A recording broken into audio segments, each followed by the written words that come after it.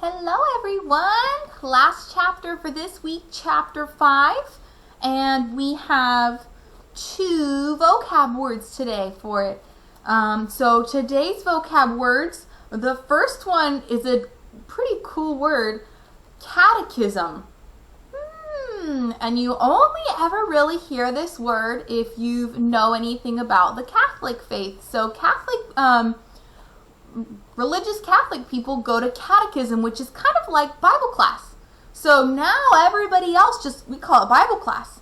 But if you are a Catholic person, you go to catechism. Laura is not Catholic, but I don't think she's Catholic. I feel like I read that somewhere. But just when you had the preacher, he would go and, right now, can they go to church? No, they can't go to church. They're all snowed in. So they would give families these little packets, and just with a couple of papers, because were books very expensive. Remember, Laura only has 2 books at home. So books were really expensive, so they put together these little packets, and then they would go over them every Sunday, just about important things in the Bible, things everybody should know, and that's just one thing that was their Bible class, is catechism. So here's a picture, like a traditional catechism picture of the preacher or priest or whatever you want to call him, with a bunch of children, and the little girl is holding the little book or little pamphlet, whatever you want to call it, and they're just practicing their catechism. They're going over their Bible study work. Okay, so that's our first vocab word, and the second one that I want to talk about is washtub. To us, we call that a bathtub. So we call it a bathtub. We go in our bathroom, we turn our hot water on, sometimes we put some bubble bath in. You can just sit down and relax, enjoy yourself in the bathtub. Well, a washtub was something different. Can you guess what gets done in a washtub other than taking a bath? It's where you wash your clothes. So they would have the washtub, which during the week, Mom has her schedule, so she'd do her wash one day in the week, and then they'd clean it out, and it is a pretty good sized tub. So here's this one. Come on. So here's this one. It's a pretty good sized tub, and she'd do her washing in the week in that, and then it'd get cleaned out, and then on Saturday, everybody would take a bath. And so, do you think they could just turn on the water and the water would be nice and warm and it'd be easy? No. You had to go and put water in it, and then you have to put some hot water on the stove to keep it warm, so then your water in your bathtub wouldn't be so cold. So you fill it up with water, and then you'd put some hot water in, and some hot water in, and some hot water in. And then every time you'd have to go and warm up your water. Do you think baths probably took a minute? Baths took a long time, and it was not as easy. And then you couldn't really relax because you had to hurry up, because then the next person had to go. So sometimes it would, usually the kids would share some bath water, and then the parents would share some bath water. So that's the thing. Can you imagine taking a bath, after your siblings? I wouldn't really want to do that. But how hard was it to get water? Where did they have to go? Did they have a well? No, they have to live by stream, so they'd have to go all the way down to the river to go get some water in some buckets, then come all the way back up from the river to the house. And so they would fill up these big drums, these big things for water, and then they just use from that. But water was a lot of work. Baths were a lot of work.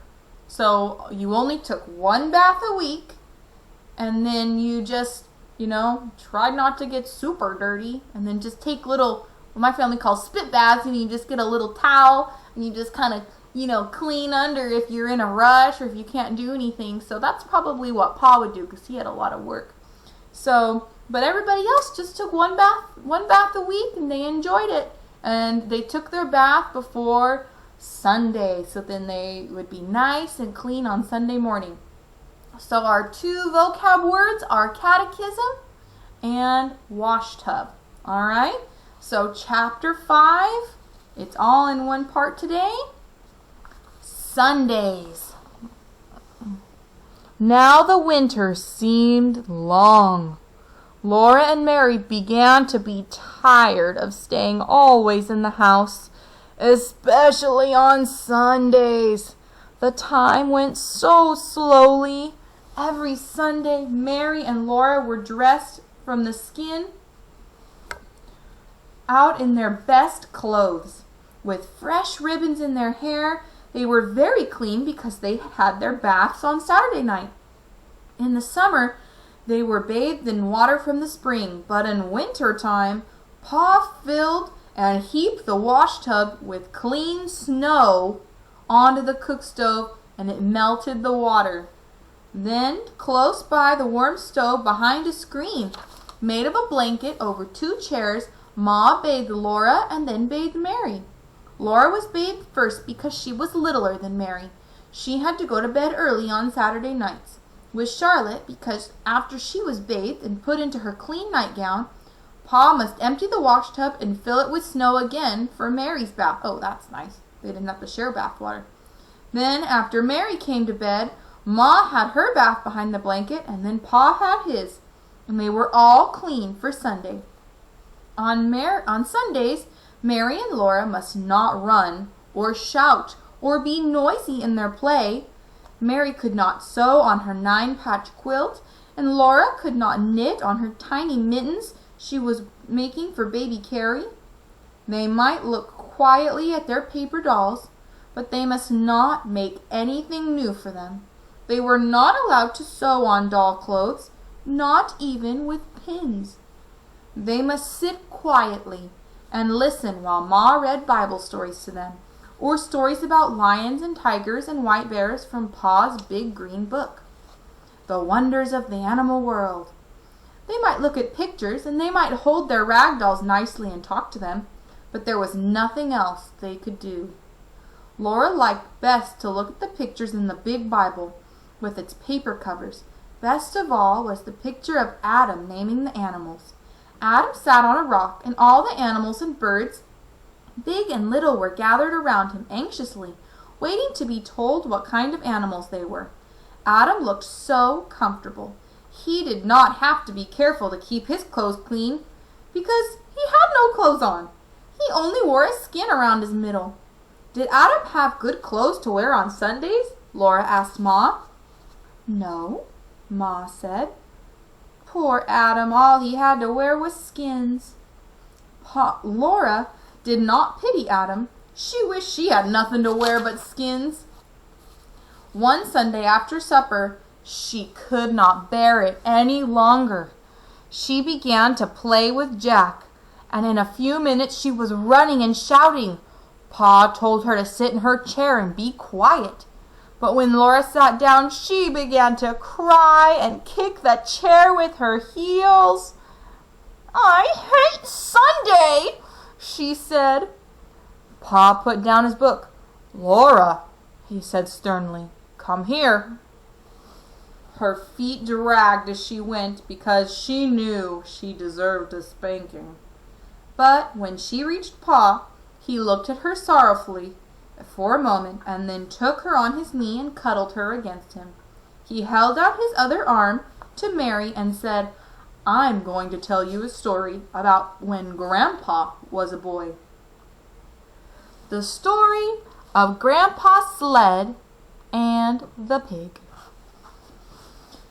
When your grandpa was a boy, Laura, Sunday did not begin on Sunday morning as it does now. It began at sundown on Saturday night. Then everyone stopped every kind of work or play. Supper was solemn, which is kind of like... After supper, Grandpa's father read aloud a chapter of the Bible while everyone sat straight and still in their chair. Then they all knelt down, and their father said a long prayer. When he said amen, they got up from their knees and each took a candle and went to bed. They must go straight to bed with no playing, laughing, or even talking. Sunday morning they ate a cold breakfast because nothing could be cooked on Sunday. Then they all dressed in their best clothes and walked to church. They walked because hitching up the horses was work, and no work could be done on Sunday. They must walk slowly and solemnly, looking straight ahead. They must not joke or laugh or even smile. Grandpa and his two brothers walked ahead, and their father and mother walked behind. In church, Grandpa and his brothers must sit perfectly still for 2 long hours and listen to the sermon. They dared not fidget on their hard bench. They dared not swing their feet. They dared not turn their heads to look at the windows or the walls or the ceiling of the church. They must sit perfectly motionless and never for 1 instant take their eyes from the preacher.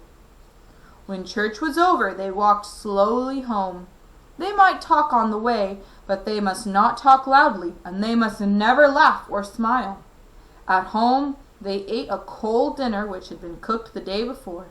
Then all the long afternoon they must sit in a row on a bench and study their catechism, until at last the sun went down and Sunday was over. Now Grandpa's home was about halfway down the side of a steep hill. The road went from the top of the hill to the bottom, right past the front door, and in the winter it was the best place for sliding downhill that you can possibly imagine. One week, Grandpa and his two brothers, James and George, were making a new sled. They worked at it every minute of their playtime. It was the best sled they had ever made, and it was so long that all 3 of them could sit on it, one behind the other. They planned to finish it in time to slide downhill Saturday afternoon, for every Saturday afternoon they had 2 or 3 hours to play. But that week, their father was cutting down trees in the big woods. He was working hard, and he kept the boys working with them. They did all the morning chores by lantern light, and were hard at work in the woods when the sun came up. They worked till dark, and then there were chores to do, and after supper they had to go to bed so they could get up early in the morning. They had no time to work on the sled until Sunday afternoon. Then they worked at it just as fast as they could. But they didn't get it finished till just as the sun went down Saturday night. After the sun went down, they could not slide downhill, not even once. They would be breaking the Sabbath, so they put the sled in the shed behind the house to wait until Sunday was over. All the 2 long hours in church the next day, while they kept their feet still and their eyes on the preacher, they were thinking about the sled. At home, while they ate dinner, they couldn't think of anything else. After dinner, their father sat down to read the Bible, and Grandpa and James and George sat as still as mice on their bench with their catechism. But they were thinking about the sled. The sun shone brightly, and the snow was smooth and glittering on the road. They could see it through the window. It was a perfect day for sliding downhill. They looked at their catechism, and they thought about the new sled, and it seemed that Sunday would never end. After a long time, they heard a snore. They looked at their father, and they saw that his head had fallen against the back of his chair, and he was fast asleep.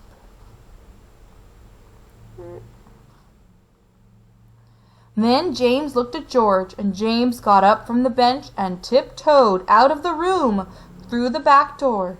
George looked at Grandpa, and George tiptoed after James, and Grandpa looked fearfully at their father, but on tiptoe he followed George and left their father snoring. They took their new sled and went quietly up to the top of the hill.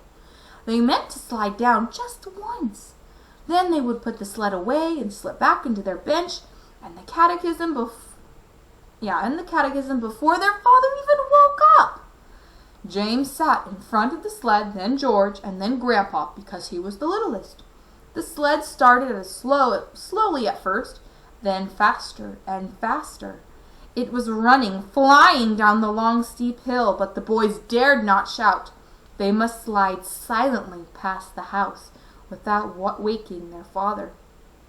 There was no sound except the little whir of the runners on the snow and the wind rushing past. Then, just as the sled was swooping down toward the house, a big black pig stepped out of the woods. He walked into the middle of the road and stood there. The sled was going so fast it couldn't be stopped. There wasn't time to turn. The sled went right under the hog and picked him up with a squeal. He sat down on James and he kept on squealing long and loud and shrill. Squeak, squeak, squeak! They flashed by the house, the pig sitting in front, then James, then George, then Grandpa, and they saw their father standing in the doorway, looking at them.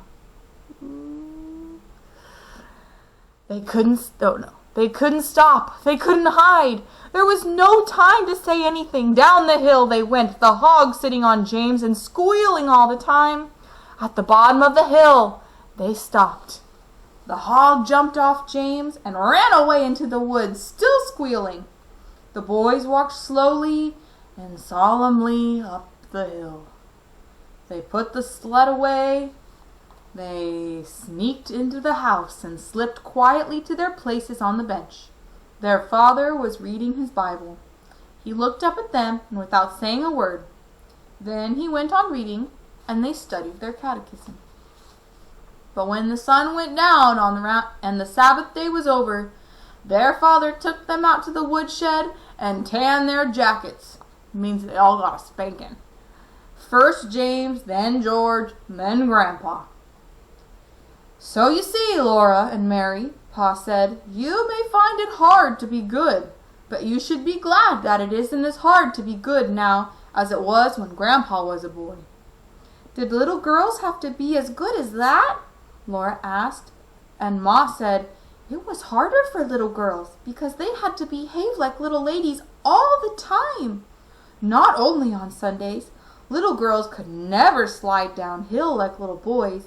Little girls had to sit in their houses and stitch on samplers. Now run along and let Ma put you to bed, said Pa, and he took his fiddle out of its box. Laura and Mary lay in their trundle bed and listened to the Sunday hymns, for even the fiddle must not sing the weekday songs on Sundays. Rock of Ages, cleft for me, Pa sang with the fiddle. Then he sang, shall he be carried to the skies on flowery beds of ease, while others fought to win the prize and sailed through bloody seas. Laura began to float away on the music, and then she heard a clattering noise, and there was Ma by the stove getting breakfast. It was Monday morning, and Sunday would not come again for a whole week. That morning when Pa came in to breakfast, he caught Laura and said he must give her a spanking. First he explained that today was her birthday, and she would not grow properly next year unless she had a spanking. And then he spanked her so gently and carefully that it didn't hurt a bit. 1, 2, 3, 4, 5, 6. He counted and spanked slowly. 1 spank for each year, and at last 1 big spank to grow on. Then Pa gave her a little wooden man he had whittled out of a stick to be company for Charlotte. Ma gave her 5 little cakes, one for each year that Laura had lived with her and Pa. And Mary gave her a new dress for Charlotte. Mary had made the dress herself when Laura thought she was sewing on her patchwork quilt. And that night, for a special birthday treat, Pa played Pop Goes the Weasel. He sat with Laura and Mary close against his knees while he played. Now watch, he said. Watch, and maybe you can see the weasel pop out this time. Then he sang. A penny for a spool of thread, another for a needle. That's the way the money goes.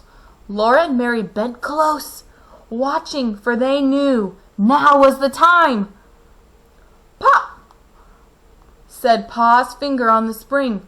Goes the weasel, sang the fiddle plain as plain.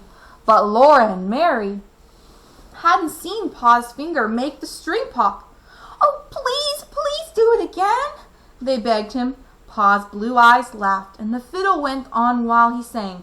"All around the cobbler's bench, the monkey chased the weasel. The preacher kissed the cobbler's wife. Pop goes the weasel." They hadn't seen Pa's finger that time either. He was so quick they could never catch him. So they went laughing to bed and lay listening to Pa and his fiddle singing for the rest of the night. All right, so that's the end of Sundays. Man, Sunday sounded hard then, huh? Whew. Yeah, but Laura and Mary had it a little easier than poor old Grandpa, huh? Man, that would be tough to just kind of, because I understand, because, when we go to church and, we're supposed to be respectful and think about Jesus and God, but can you imagine having to do that all day and not being able to smile or laugh all day? That would be hard. But people did it. It's a blessing that we don't have to do that now, because that wasn't written in the Bible that you had to do that. But no work, that was written in the Old Testament. But now, thank goodness Jesus came and we don't have to do that anymore. So that's one good thing. But anyways, this was a fun chapter. It was fun to see Laura have a tantrum, huh? You have to remember, she's only 5, right? And she's remembering these things. So that was the end of chapter 5. Don't forget about your vocab words in the description box. And I hope everybody has a good day. Bye.